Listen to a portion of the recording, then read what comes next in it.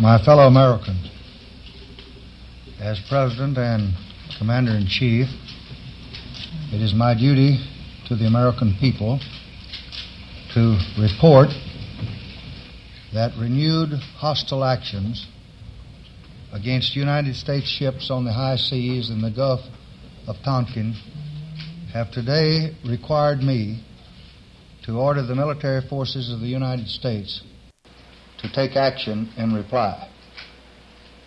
The initial attack on the destroyer Maddox on August 2nd was repeated today by a number of hostile vessels attacking two U.S. destroyers with torpedoes. The destroyers and supporting aircraft acted at once on the orders I gave after the initial act of aggression. We believe at least two of the attacking boats were sunk. There were no U.S. losses. The performance of commanders and crews in this engagement is in the highest tradition of the United States Navy. But repeated acts of violence against the armed forces of the United States must be met not only with alert defense, but with positive reply. That reply is being given as I speak to you tonight. Air action is now in execution against gunboats and certain supporting facilities in North Vietnam which have been used in these hostile operations.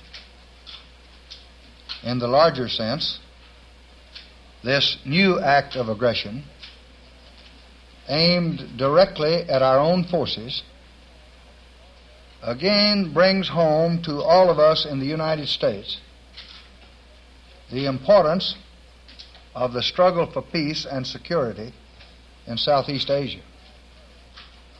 Aggression by terror against the peaceful villagers of South Vietnam has now been joined by open aggression on the high seas against the United States of America.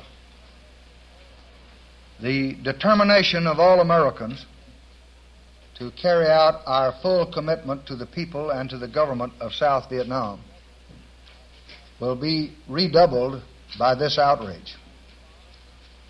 Yet our response for the present will be limited and fitting. We Americans know, although others appear to forget, the risk of spreading conflict. We still seek no wider war. I have instructed the Secretary of State to make this position totally clear to friends and to adversaries, and indeed to all.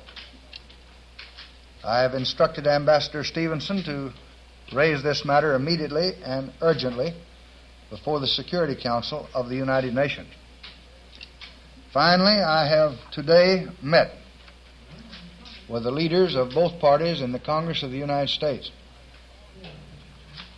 and I have informed them that I shall immediately request the Congress to pass a resolution making it clear that our government is united in its determination to take all necessary measures in support of freedom and in defense of peace in Southeast Asia.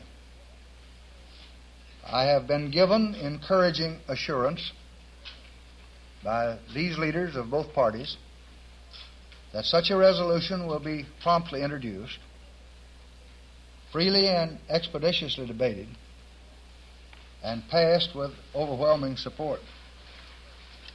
And just a few minutes ago, I was able to reach Senator Goldwater, and I am glad to say that he has expressed his support of the statement that I am making to you tonight. It is a solemn responsibility to have to order even limited military action by forces whose overall strength is as vast and as awesome as those of the United States of America. But it is my considered conviction, shared throughout your government,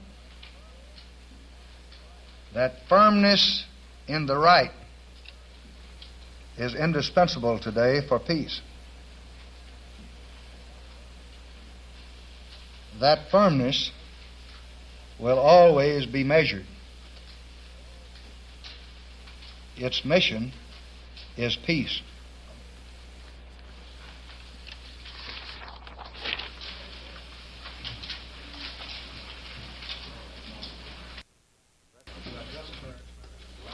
President Johnson has just announced to the nation that as he spoke, a reply was given to the communist gunboats which attacked 2 American destroyers today off the coast of North Vietnam.